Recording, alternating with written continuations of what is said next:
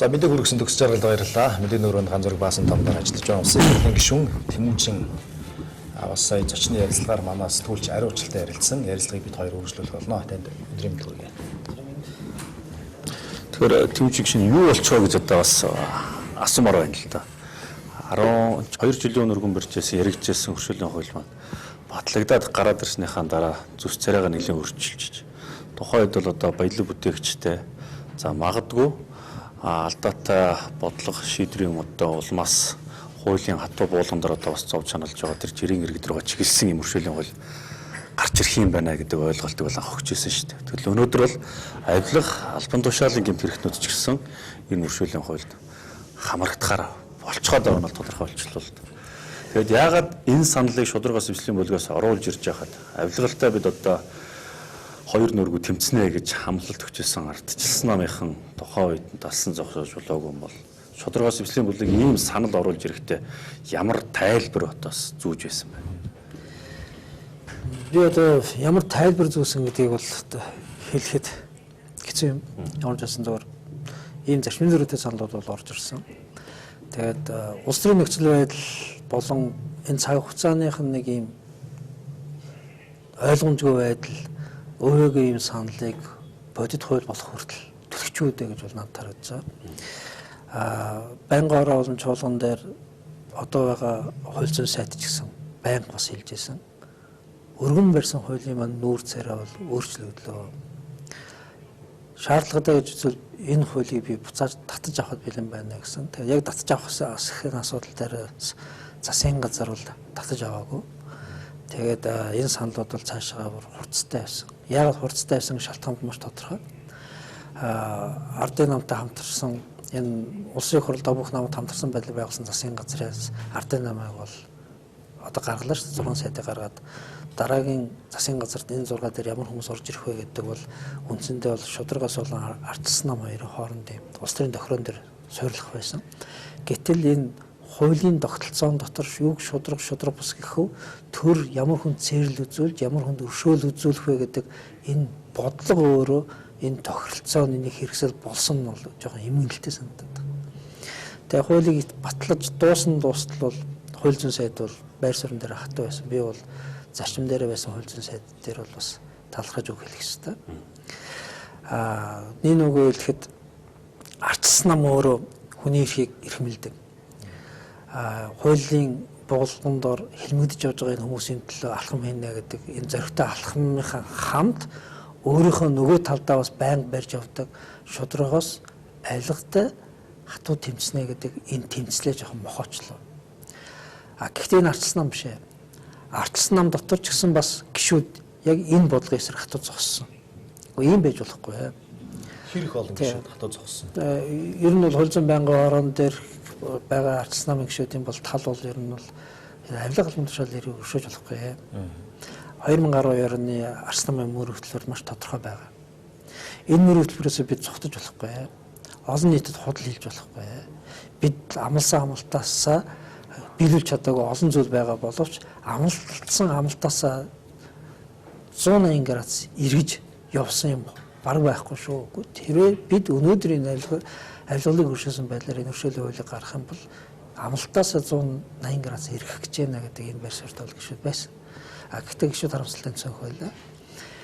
Нэг нөгөө хэлэхэд энэ улс төрийн зах дээр юу ч хамаагүй зарж болно гэж боддог өвөөгүй байдал газар авж байгаа жоо харамсалтай.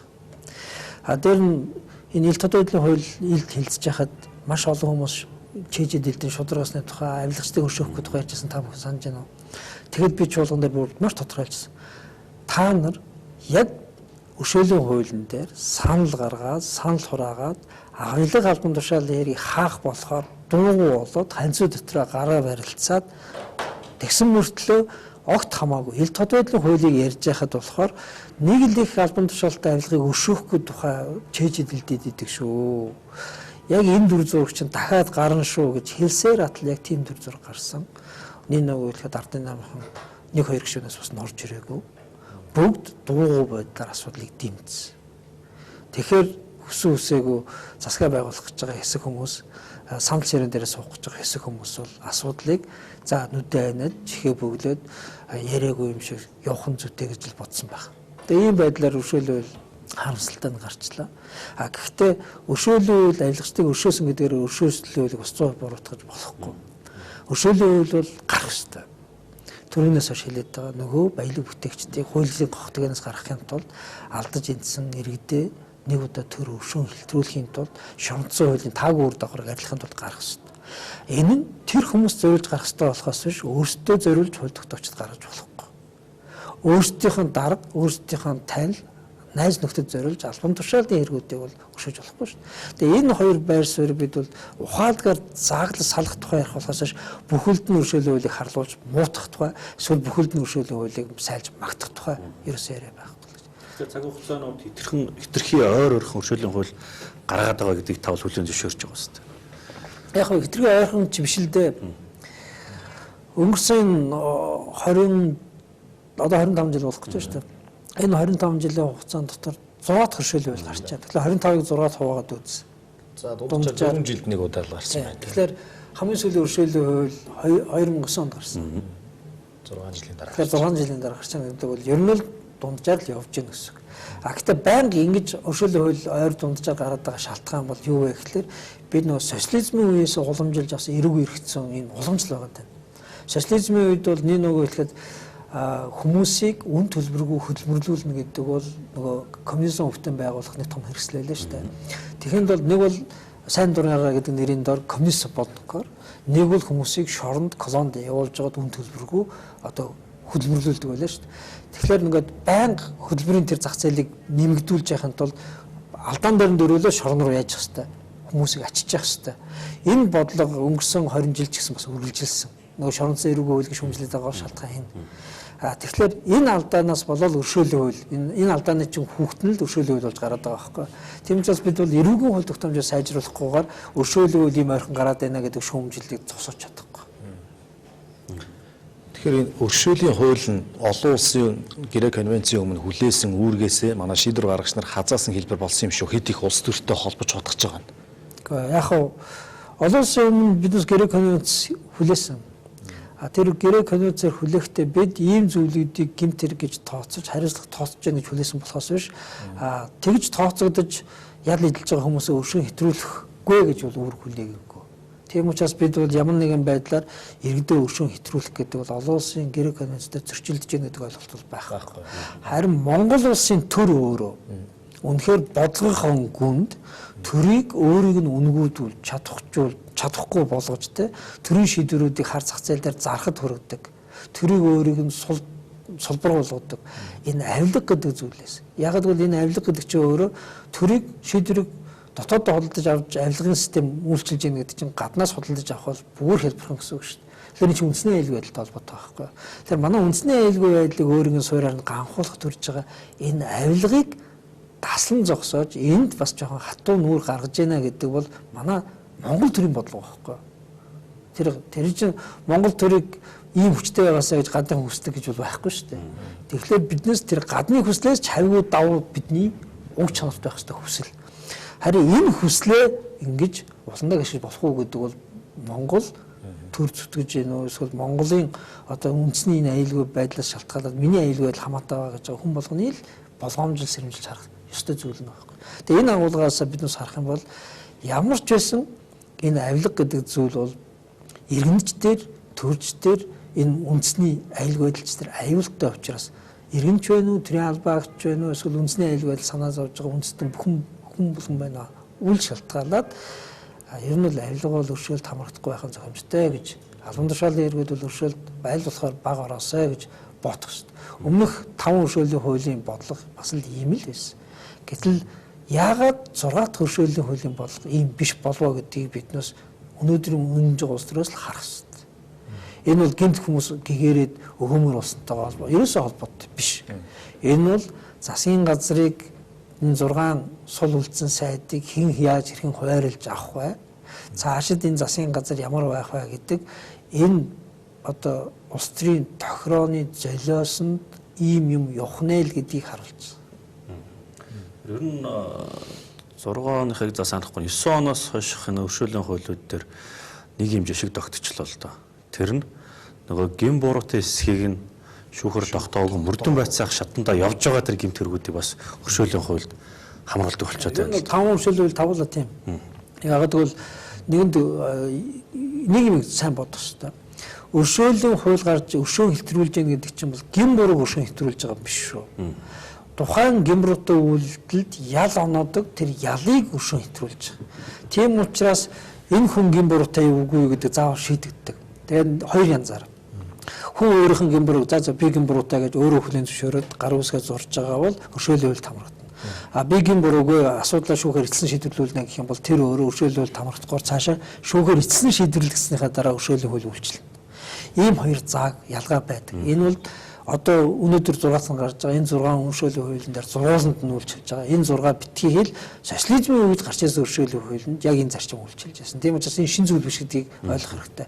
А зөвхөн энэ зүйлийг ямар байдлаар хууль зүйн техникийн үед шийддэг байсан бэ гэхээр хуучин улсын дээд шүүх тайлбар хийгээд тэр тайлбараараа одоо үйлчилж байгаа эрүүгийн хууль болон тухайн үед үйлчилсэн эрүүгийн хуулийг иш татах байдлаар хэрэгэлдэг байсан. А сая бол ямар зүйл гарваа гэхээр бид бол улсын дээд шүүх бол одоо хэрэг маргаан шийдвэрлэхээс гадуур урьдчилсан байдлаар хууль тайлбарлах хязгаарлагдсан бол учраас өршөөлийн хуулийн дотор заавал бичиж өгөх хэрэгтэй гэдэг би өөрөө бүр санал гаргаж байгаад энэ хойд хэсэг дээр бол ийм заавал байх хэрэгтэй. Нэгдүгээр гин буруугаар хүлээн зөвшөөрөх хэрэгтэй. А хоёрдугаар учруулсан хохирлоо багдуулахаар илэрхийлэх хэрэгтэй. Ийм хоёр нөхцөл тавихгүйгээр наад өршөөлийн хууль чинь ял өршөөх биш бүр хүнийг гин бурууг өршөөх болоод гин тэрэггүй ус болж хувирах гэж байгаа шүү. Тийм учраас өршөөл гэдэг бол гин буруутай эсхийг өршөөх тогтоогоод хуулиар хүнийг ялыг оноод юм а. Энэ ял бол төрийн цэвэрлэл учраас төр энэ цэвэрлэл өршөөх хэрэгтэй. Гин буруутай холбоотой асуудал бол тэн цаан чи хохирч ирэх хөндөгддөг юм а. Тийм учраас нөгөө талаас шүгдчихин ч ирэх бас хөндөгдөн. Тийм учраас хохирог шүгдчихин ирэхийг хин нэгэн төр булааж авч болохгүй. Хоёрт нь хохирогчийн маш чухал эрх байна. Төр ял зэмээ бол өршөөж болж байна. Гэхдээ хохирчд учирсан хохирлыг төр өршөөж болохгүй чадахгүй. Тийм учраас хохирлоо төлхийг илэрхийлээд тэгээ илэрхийлсэн илэрхийлэлээр нь дамжуулаад шүүхэн шийдвэрээр баталгаажиж тэрийг нь хэрвээ тэр хүн төлөхгүй шүүхэн шийдвэр гүйцэтгэх байгууллага очиж албадаж явах хэрэгтэй. Хохирлыг баргадуулах хэрэгтэй шүү. Тэгэхгүй бол энэ өршөөлийн хууль чинь шудраг усныхаа хэмжээр давж гараад хохирогчдыг 0 цаг дээр авч ирэх шиг. Энэ зарчим одоо энэ сая батлагч өршөөлийн хууль туссан гэсэн үг. Энэ зарчим энэ сая батлагч өршөөлийн хуулийн 10 дугаар зүйл дээр байж байгаа. Өршөөлийн хууль ил тод болохоор тэгээд энэ зарчим бол харагдана. Энэ зарчмыг бол санал гаргаж энэ зарчмыг батлуулахын тулд бас хөөрхөн хэрүүл болсон. Одоо өршөөлийн хуулийг ярьж байхад энэ өршөөлийн хуулийг нэг хүнтэйг холбож ярьлаа шүү дээ. Монгол Ардын Ёсол намын дарга инх хоёр гэдэг хүнтэй. Ирэх сонгуульд нэр дэвших хэрэг олж авахын тулд захиалгаар ийм одоо санал оруулж ирлээ энэ төр гэдэг. За үнэн худлыг одоо бид нар баталж чадахгүй байна. Тэгэхээр батлахгүй. Зөвхөн улс төрийн нөхцөл байдал тэр үр дагаврыг шууд ил харуулж байгаа гэдэг бол энэ нөхцөл байдал дээр хувийн төгөлт хийх чадвартай хүн болгон бол харах байх. Би бас тэр хүнийг бас буруутгахгүй. Гэхдээ энэ өршөөлийн хууль гарч байгаатай холбоотой хоёр юмыг зааглаж сайн харах хэрэгтэй шүү гэдгийг би дахин хэлээд байна. Ер нь бол хуулийн байгууллагыг улс төрийн арга хэрэгсэл болгодог, хин нэг хилмигдүүлдэг, хийгээгүй зүйлийг хийсэн мэтээр нэр төрийг харлуулдаг ийм алдаа завхрал Монголд байгаа гэдэг үүсэж болохгүй шүү. Энийг бид бол засах хэрэгтэй. Энийг засахгүйгээр цааш явна гэдэг бол Монголын энэ улс үндэсний итгэлцлийг одоо бүрдүүлж чадахгүй гэсэн үг шүү. Хоёрт нь өршөөлийн хууль ажилтны тэмцэх газрын алдаа, хуулийн байгууллагуудын алдаанд дөрвөлөх байдлаар нөгөө талдаа бас жинхэнэ авилгачдыг, албан тушаалтнуудыг төрийг зүгээр хар зах зээл дээр зараад хувийн амьдралыг дээшлүүлж идэг улс үндэснийхээ иршийг гадны байгууллагуудад худалдаад Монгол улсын эрх ашиг биш өөр хаа нэг улсын эрх ашигын төлөө улаан цай нүрэ ширлээ зогсож идэг тийм нөхдүүдийг зүгээр хуульч ёсны гадуур дур зоргоор ажиллах баталгаа нь болоод хувирч бас болохгүй. Энэ хоёр чинь хоёр төлөв дээр зогсчод байна. Хоёр төлөв рүүгээ бас савж болохгүй. Тийм учраас биднээс яг дунд нь ухаалгаар аль алийг нь зөв харцтайгаар шийдэх хэрэгтэй. Ингээд шийдгэж л энэ төр байдаг. Ингээд шийдгэж л энэ хүмүүс олон нийтийн итгэлийг авч хууль тогтоогч хийж байгаа шүү дээ.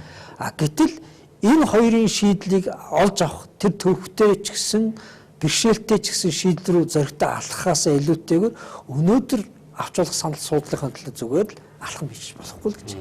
Ийм зарчим дээр бол би яагаад заавал тэр инфер гэдэг нэрийг дурдаад байна вэ гэхээр таны саяын дээр энэ уршилын хуульд хилээд тусгуулсан тэр зарчмыг энгийн жишээн дээр хүмүүст ойлгомжтой байдлаар л одоо бас илэрхийлэх гээд оролдоод байна л да. За энэхэр дараага уршилын хуульд хамрагдаад за ялгуу тооцогдоод их хурлд нэр дэвших сонгуульд нэр дэвших юм эрхээ олоод авчлаа гэж үзье. Тэр нөхцөлд тухайн хүн би гин буруутай байсан гэдгийг хүлээн зөвшөөрөөд тэгээд ялгуу тооцогдох ялгтаа тооцогдож байсан тэр одоо юугаа шийтгэлээ одоо өршөөлт хамруулжээ гэж ойлгож болох нэ дээ. түрүү би жишээ бол Яагаад би ингэж яриад байна гэхээр энэ хүн чинь одоо өнөөдөр хүртэл ингэж ярьж байна. Хэлмэгдсэн гэж яриад байдаг шүү дээ. Би нэрийн солиод. Би түрүү болсон. Би болох гэж байгаа процессын тухай хүн болгон таамаг дэвшүүлж болно. Би болсон фактын тухай яриа. 2009 оны өршөөлийн хууль батлагдсны дараа тухайн үед улсын их хурлын гишүүн байсан Гүн Далаа тэр өршөөлийн хууль хамрагдахдаа ямар хэрэг байсан бэ гэхээр эрүүл мэндийн сайд байхдаа албан тушаалаа ашиглаад төсвийн хөрөнгө зориулт тусаар зарсан гэдэг хандвийн машиныг бас хоёрын юундаа хамаатандаа зогсон ч үлээ гэдэг тийм хэрэгтэй шалгадаад тэгээд тэр нь нот хоригдуудаар бичсэн байгаад өршөөлийн хуульд хамрагдаад байцаагч нь дуудаад за та гин буруугуулын зөвшөөрж байгаа бол энд гар усыг зураад хавцрыг чинь бидэн саагаад таны өршөөлийн хууль хамруулад ялаас нь чөлөөлж болж байгаа гэсэн чинь нөгөө би гар усгаа зурхгүй гэж тойр цухта 4 сар болсныхаа дараа хэвлэлээр намайг цагаатахгүй байна өршөөлөл гарсаар адил гэж одоо мэдгдэл хийгээд дахиад байцаагч нь дуудаад та энэ дээр гар усгаа зур гэсэн чинь гүнлээ өөрөө гин буруугуулын зөвшөөрж гар усгаа зураад зурсныхаа дараа би цагаадлаа гэж хэвлэлийн баг хурлаа хийгээд тэгэхэд нь хуулийн байгууллага араас нь ямар тайлбар хийсэн гэхээр хуулиараа бол өршөөлийн хуульд хамрагдсан хүн цагааддаггүй маа. Гин буруугаа хүлээн зөвшөөрөөд ялаас өршөөгддөг. Тийм учраас таавал ийм гин үйлдэлүүд хийсэн гин буруутай гин тэрэгтэн мөн. Танд оногдох байсан ялыг өршөөлийн хууль хэлтрүүлсэн гэж тайлбар хийжсэн. Тийм учраас энэ өршөөл яг тийм зарчимтай. Өршөөлийн хуульд тийм нэг хамрагдаж байгаа бол гин буруутай байна гэсэн үг. тэрийг өөрөө хүлээн зөвшөөрсөн гэсэн үг. Гин буруугүй гэж үзэж байгаа бол би энэ хуульд хамрагдахгүй шүүхээр асуудлаа эцэслэн шийдвэрлэнэ гэж. Яг л өршөөлийн хууль дээр энийг бас тодорхой заасан байж. Тэгээд гин буруугийнхаа асуудлыг шүүхээр шийдвэрлээд шүүх тэнд шийдвэр гаргаад цагаатах юм бол харин би гин буруугүй байсан байна гэдэг нэр төрөнд цэвэрлэгдэнэ. Энэ бол өршөөлийн хуулийн зарчим. Энэ бол зөвхөн энэ удаагийн өршөөлийн хуулийн зарчим биш. Өмнөх 5 өршөөлийн хууль яг энэ зарчмаар батлагдж ирсэн. Би түр үйлээ социализмын үед байсан өршөөлийн хуульч бас яг ийм зарчмаар байсан. Одоо хэвлэл энэ ойлголтыг би яагаад давалцуулаад байна вэ гэхлээр өршөөлт хамрагдана гэж яриад байна шүү. Одоо ингээд маш олон хүмүүс шалгагдж байна өнөөдөр. Хавлага албан тушаалын гэмтрэгээр с ิจ гэлэгдээд. Тэгээд хэвлэлт хандхлаараа гин буруугүй би хэлмэгдүүлж гин гэдэг намайг улс төрийн шалтгаанаар ингээд хорцогдож гин гэдэг. Одоо нэг хин нүнээрээ хин худлаараа байгаа нь одоо бүр ингээд сүүлдээ болоод олж харахад тунд өвгтэй болчихлоо шүү дээ. Тэгээд өршөөлийн хууль гараад ирлээ. За магадгүй өөрсөндөө зориулаад хууль гаргаад ирдэг юм байж. Тэр хуулийнхаа үүсэл өөртөө хамаарагдаад явчихдаг юм байж. Гэхдээ өршөөл хэрэг өөрөө үдчил байгаа бол амсчил байгаа бол ядчил энэ хүн гэмт хэрэг үйлдсэн юм байна гэдэг өөрөө хүлээн зөвшөөрч гэдгийг бид нар ядаж мэдж авах гэдэг шүү дээ. Тий, сая гишүүн одоо хэлэлтэй жишээнээр. Тиймэрхүү үр дагавар бол гарна л доо. Саяны энэ өршөөлийн хууль дээр гин буруугаа хүлээн зөвшөөрөх болон хохирлоо нөхөн төлөхөө илэрхийлэх гэдэг энэ заалтыг энэ хуулиас алга болохын төлөө бас тэмцэл явагдсан. Тэгээд дахин өмнөх 5 өршөөлийн хуулийн дээр ч ийм зарчим байсан. Энэ зарчимгүйгээр энэ өршөөлийн хууль гарахгүй гэдэг байр суурин дээр бол эцсийн бас хатуул зогссон л доо. Хохирлын нөхөн төлөвлөх тал дээр нэг тодруулах зүйл байна. За би хохирлоо нөхөн төлөвлөнө гэдгийг илэрхийлнэ л гэж. Илэрхийлнэ л гэж байна шүү дээ. Тэгээд одоо тэр төсөл дээр нэг 8 дугаар зүйл гэдэг нэг заалт байсан. За энэ өршөөлийн хуульд хамруулж байгаа нь учирсан хохирлыг нөхөн төлөвлөхөөс одоо чөлөөлж байгаа асуудал биш ээ. За хэрвээ тийм хохим хохирлтай гэж үзэх юм бол иргэн аж ахуй нэгж байгуулах нь иргэний хэргийг одоо хянан шийдвэрлэх журмаар шүүхэд хандах хэрэгтэй гэдэг нэг юм заалт үү. Тэр заалт яг тэр чигээрээ батлагдсан. Тэр заалт тэр чигээрээ батлагдсан. Одоо протокол хаалттай байгаа болохоос протокол бүр тэмдэглэлд үлдээсэн шүүхэн шийдвэр гүйцэтгэх байгууллага бас амлалт авсан. Өнөөдөр шүүхэд тогтоогдсон хохирлтай ял эдэлж байгаа хүмүүс өршөөгдөд гарахтаа хохирол нь шүүхэн шийдвэр гүйцэтгэх байгууллагын одоо албадлагаар хэрэгжинэ. Нөгөө сайн дураар хэрэгжүүлэхгүй. За шүүгээс ял аваагаа хүмүүсийн хохирол яах вэ гэдэг асуудал гарна. Тэгэнгүүт 10 дугаар зүйлд бичигдсэн тэр заалтаар тэр хүмүүс гимбург хуулийн зөвшөөрөөд төдийгүй хохирлоо нөхөн төлгөө илэрхийлэх ёстой. Тэр илэрхийлэл нь иргэний шүүгтээр нотлохоор нь болж очно. Тэгэхээр иргэний шүүгтээр тэр хүн бол гимбургын гимбургын талаар бол мархахгүй. Нэгд хохирлоо төлнөөгөө хэлсэн учраас ямар нэгэн байдлаар хохирол төлөх ёстой. Гэхдээ төлнө гэж илэрхийлсэн нь бол хэмжээнд дээр марх эрхийг бол хязгаарлаж болохгүй. Ягаад гэвэл би бол хохирлоо төлнө. Гэхдээ надаас нь хэмжилж байгаа хохирлол шудраг биш байна. Хитрхи их байна гэж бас маргаж болно шүү дээ. Энэ эрхийг бол иргэний эрхийг бол хөндөж болохгүй. Энэ чинь бас л шүүхийн өмнө нөгөө маргаж байгаа хоёр хүний нэг талыг хитрхи байж болохгүй шүү дээ. Тийм учраас ийм зарчим бол хуульчлагдсан. Ямар нэгэн байдлаар шүүхээр тогтоогдсон бол тэр тогтоогдсон хохирлоо бол төлөх ёстой, төлөхгүй шүүхийн шийдвэр гүйцэтгэх байгууллага түүнийг нь албадан төлүүлнэ. Тэгээ авилга албан тушаалын гидэргүүч ихэвчлэн улсад одоо хохирол учруулж байгаа гэдэг, төсвийн өмгийг зовчулсан байдаг, зөрүүлэлтийн усаар зарцуулсан байдаг. Тэгэхээр хохирогч нь улс болчиход харагдаад байдаг. Гэтэл ер нь авилга албан тушаалын хэрэг хоёр салах хэрэгтэй. Авилга гэдэг өөрөө ерөнхийдөө том үзэгдэл. Авилга гэдэг үгийг биднээс урьдчилан сэргийлэх зорилготой хэрэглэдэг болохоос яг гэмт хэрэг дээр хэрэглэдэг. Гэмт хэрэг дээр бол албан тушаалаа оруулах, хэтрүүлэх, эсвэл төсвийн хөрөнгийг зориултын бас зарцуулах, эсвэл хэл ахвал авах. За хэл ахвал авах гэмт хэрэг бол хохирлгүй гэмт хэрэг. Хохирогч нь бол нийт ашиг сонирхол байдаг. Гэхдээ бодтой хохирол байдаггүй. Зүгээр гэмт хэрэг хийж байгаа эд зүйл нөгөө хэл ахвалын зүйл байдаг учраас гэмт хэргийн улмаас олсон орлогыг нь бол хурааж авах гэдэг бол эрэг хуулийн дээр байж байгаа. Тийм учраас ямар хэл ахвалыг нь тэр хэмжээгээр нь тэр орлогыг нь бол яг хураагаад авна. Тэр бол өршөөлийн хуулийн дээр бичсэн бичээгүй эрэг хуулийн дээр байдаг зүйл. Албан тушаалаа уруулсан, хэтрүүлсэн, эсвэл төсвийн хөрөнгийг зориултын бусаар зарцуулсан дээр бол бодит хохирлын хэмжээ бол яригдж эхэлнэ. Хохирогч нь бол төр. Тийм учраас төр энэ тохиолдолд ямар хэмжээний хохирол нөгөө гин бурд хүнээс нэгчээнэ гэдэг тухайн яам агуулгад тэр төрийг төлөөлж байгаа байгууллагуудын одоо нотлогдож байгаа хэмжээгээр тодорхойлогдсон шүү дээ. Гэхдээ Монгол улсад одоогоор яг ийм байдлаар араас нь хөөцөлддөг төрийн одоо соёл, уламжлал, дуршлаг байхгүй байна. Тэгэхээр л хохирол нөхөн төлөвлөх гэдэг асуудал чинь л зүгээр л цаасан дээр үлдээд байгаа юм шүү. Өчигдөр ойлоо ярьжсэн л да. Яг авилга албан тушаалын хэрэг дээр сэтгүүлчид ерэн сурвалжлах байдлаар одоо ямар хүмүүс яаж өршөөгдөв? Энэ өршөөгдсөн үйл одоо гэмт хэрэг гэж байгаа үйлдэл фактын ард одоо хохирол гэж харагдах утсаар юу байгаа юм гэдгийг одоо нээлрүүлэх байдлаар ерэн сурвалжилж явах юм бол олон нийтийн хяналтанд орно, олон нийтийн хяналтанд орвол хүссэн үсээгүй шахаж эхлэн штэ. Тийм учраас ер нь бол энэ авилга албан тушаалын гэмтэртэй тэмцэнэ гэдэг нь ганц хуулийн байгууллагын ажил биш. Энэ өөр сэтгүүлчид олон нийт гээд маш олон хүмүүсийн хамтарсан байдлаар шүүгэлдэж, гэрэл тусгаж тэгж ил гаргаж ээж асуудлыг яриулдаг тийм сэдв байхгүй. Зүгээр өршөөлийн хуулийн дахиад би яагаад ерөнхийдөө жоохон бохимдолтой байгаад байна гэхэлэр энэ өршөөлийн хуулиар авилга албан тушаалын хэргийг өршөөчхөөр одоо хуульч хүний хувьд надад нэг эмзэглэх зүйл үүсэж байгаа. Хуулийн засаглал, хуулийн тогтолцоогоор ямар ч үн цэнэг болж байна.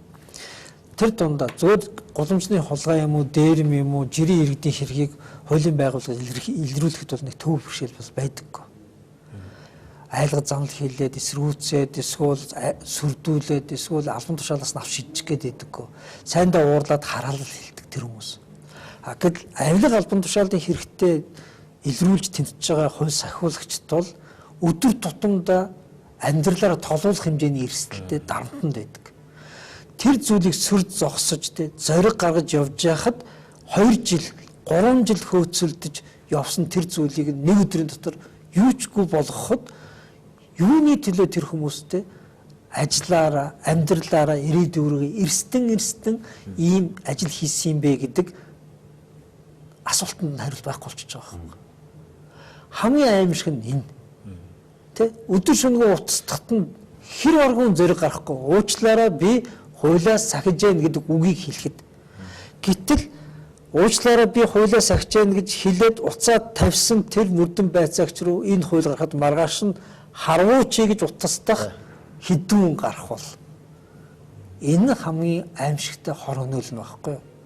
Тийм учраас хуулийн байгууллагыг өөрийг нь хүчгүй болгож байгаа энэ үзэгдлийг өгшүүлээд цааш нь явуулах уугүй юу гэдэг л асуулт байгаа юм. Энэ нь хэдэн үнийг сайд байх санал ширээтэй дүүцгүй уугүй юу гэдэг. Тийм учраас л жоохон бухимдалтай байна. Яг энэ асуудал дээр авилгалын тэмцэх газрын ахлах комиссар Амрбатаас бид байр суурийг сонссон.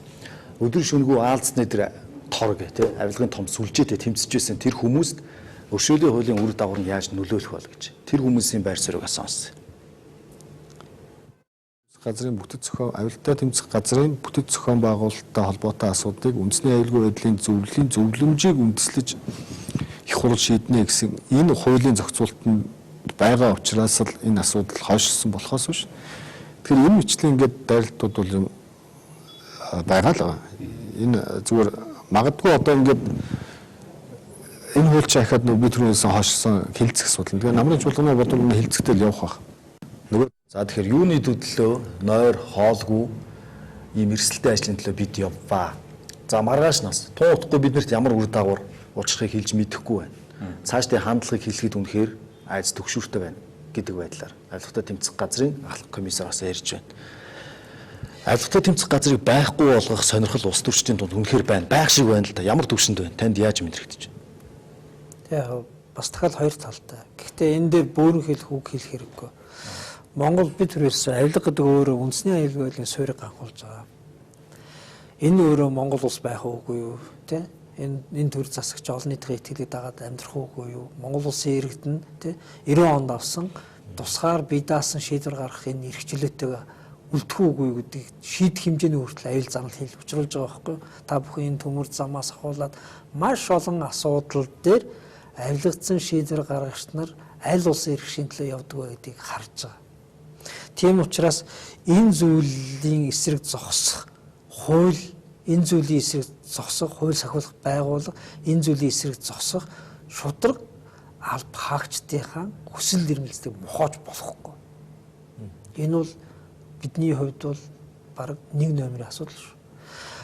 Нөгөө талдаа мөн хуулийн нэрээр ажилдаг хүмүүс хуулиасаа өөр хин нэгний заавар чиглэлээр ажилдаг байж болохгүй. Хоёр талтай болчиход байна. Нэг талдаа зарим хүмүүс хуулийн байгууллага улс төрчдийн захиалга үүрэг даалгавраар хэн нэгнээс өшөө авах хэрэгс болчиход байна гэдэг шүүмжил явж байгаа. Гэтэл энэ шүүмжлийг дөрөөлж ашиглаад хуулийн байгууллага хуулийг нь ормонгоор нь те энийг засан сайжруулъя, энийг зөв эрүүл болгоё гэхээсээ илүүтэйгээр оронгоор нь алга болгох тухай яриа бас байж болохгүй. Тэгэхээр бид асуудлыг хоёр тийш нь савлуулахаасаа илүүтэйгээр хаана асуудал байгаа шийдлээ хайдаг нэг тийм зөв эрүүл оюун санааны эрэл хайгуул хийхгүй бол эн чинь нэг улс төрчдийн талцал хуваагдал эсвэл хоёр хан руу дагуул шийддэг гар бөмбөгч хувьчих гэдэг нь шүү дээ. Тэгэхээр дахиад бид ярьж алдаа байгаа. Би авилгалтай тэмцэх газрыг байнга шүүмжилдэг. Ганц авилгалтай тэмцэх газар биш. Цагдаагийн байгууллагч, тагнуулын байгууллагч ер нь бол гэмт хэрэгтэй тэмцдэг мөрдөн шалах үйл ажиллагаа явуулж байгаа байгууллагууд гүйцэтгэх ажлын хууль тогтоомжийг зөрчиж байна. Хүний эрхийг зөрчиж байна. Хууль ёсноос гадуур байна. Зарим тохиолдолд мөнгө, эрх мэдэл хоёр дөрлөгдөж байна гэж байнга шүүмжилдэг. Гэхдээ энийг бид хуулиар засах ёстой. Хууль тогтоогч нарт нэг маш чухал эрх бол энэ хүмүүсийн чинь хуулийг нь янзлаад зохистой болгочих юм бол хуулиас давж гიშгсэн хүн болгон өөрсдөө асуудалд ордог орчин руу л оруулах ёстой шүү дээ. Гэтэл тэр хуулиа хийхгүй байгаа мөртлөө буцаага түш авч байгаа юм шиг байгууллагын татан буулгаж, алга болгож те тоглоом хийж болохгүй. Байнга ярд. Яагаад эрэг хуулийг батлахгүй шинэ хуулийг? Яагаад процессын хуулийг шинжилгээг хүсэхгүй байгаа юм? Яагаад энэ байгууллагуудын хууль тогтоомжуудыг иргэний хяналтанд оруулаад ил тод болгоод зөв зохистой байх чиглэлийн санаачлалуудыг унгаад байгаа. Тэгсэн мөртлөө яагаад байгууллагыг өөрчлөх эсвэл байгууллагын дарга бол хэн болох вэ гэдэг дээр зодтолтоод байгаа. Энэ улс төрчдийн арга барил буруу байна. Байгууллагын дарга нь хэн байх нь сонирн биш ээ. Энэ байгууллага яаж ажилладаг байх нь чухал гэж хэлсээр атал тэр байгууллагын дарга тэр авчлаа тэгвэл би тэрийг авна. Бүлэг фракцийн ийм зодон байж болохгүй. Энэ бол буруу. Нөгөө талдаа ч гэсэн би бас авилгалтай тэмцэх газрынханд ч гэсэн хатуу хэлдэг. Та бүхэн нэр хүндтэй. Та бүхэн олон нийтийн итгэлийг даах үз. Байхыг хүсэж байгаа бол хуулийнхаа хүрээнд орж ир. Хуулиас гадар алхам хийж болохгүй шүү. Цагдаагийн байгууллагч, тагнуулын байгууллагч ялгаагүй. Та бүхэн хууль чинь тодорхойгүй байгаа бол хуулиас сайжруулах талаар хууль тогтоогчтой хамтарч ажил. Тэгснээс биш бүлэг хэсэгтээ нь хэн хүчтэй вэ гэдэг өрсөлдөөн дотор зэвсэг болж болохгүй шүү. Тэгэх юм бол олон нийт та бүгдийг өмөрч дуурах дуун зөөлрнө. Олон нийт та нарыг дэмжихгүй бол улс төрчид хизээж өөрсдийнхөө эсрэг явдаг хүмүүсийг дэмждэг юм аа. Энэ бол бодит төр зураг шүү. Өршөөлийн хуулийн үйлчлэх хугацааг ер нь яаж тогтоосон бэ? Хүчин төлөв болсноос хойш үйлчлэнэ. Гэхдээ гэмт хэрэг нөгөө өршөөл үзүүлэх гэмт хэрэгээ бол засгийн газар улсын их хурлд хууль өргөн барьсан тэр өдрөөс хэмжинэ. Яг л өмнөх өршөөлийн хууль байнга тэгж гарч ирсэн учраас тэр тэгж ягаар нь явах шин. Авилгатай тэмцэх газар бас бидэнд байр сууриа илэрхийлж явахдаа бид нар албан тушаалын 205 гэмт хэргийг ингээ шийдвэрлсэн байсан. Ялаа эдэлсэн, дууссан, ялаа авсан гэд энэ хүмүүсийг шууд өгшөөж байна. Тэгэхээр бидний хийсэн ажлыг бараг л 100% үүсгээд орхичлаа л гэдэг асуудлыг хэлж илээ. Энд дэр дөрүүлээд нөгөө Алтай уугийн гишүүний өргөн барьсан хууль дээр авилгатай тэмцэх газар нэг 10 гаруй төрлийн гэмт хэрэгтэй тэмцдэг. Тэрний 7-г нь Алтай уугийн гишүүний хуулийн төсөлд оруулсан байсан гэж хэлсэн. Та харсан уу? Тэр бол би харсан. Алтай уугийн гишүүний өргөн барьсан хуулийн дээр авах чинь би хаях чинь бэ. 100% бас сайн муу гэж би хэлэхгүй. Ер нь бол хэрхэн шийдвэрлэх ажиллагааны эсрэг гэмтэр гэж мөрдөн байцаагч нар өөрсдөө үйлдэх гэмтэргүүдийг бол авилгатай тэмцэх газар өөрсдөө шалгана гэдэг бол байхгүй шүү дээ. Тийм учраас тэр сонирхлын зөрчлийг авилгах хэрэгтэй гэдэг Алтай уугийн гишүүний санаачлал бол зөв. Гэхдээ авилгатай тэмцэх газарт байсан өмнөх хэрэгүүдийн энэ хоморгон дээр бас аваад явчих бас болохгүй байхгүй. Тийм учраас дахиад савж болохгүй. Аль нь зөөх хөстэй зөв гэдгээр нь шийдэх хэрэгтэй болохоос аль нэг хүний талд орж байгаа юм шиг аль нэгэнтэй дайсан цэр болж байгаа юм шиг савж болохгүй байхгүй.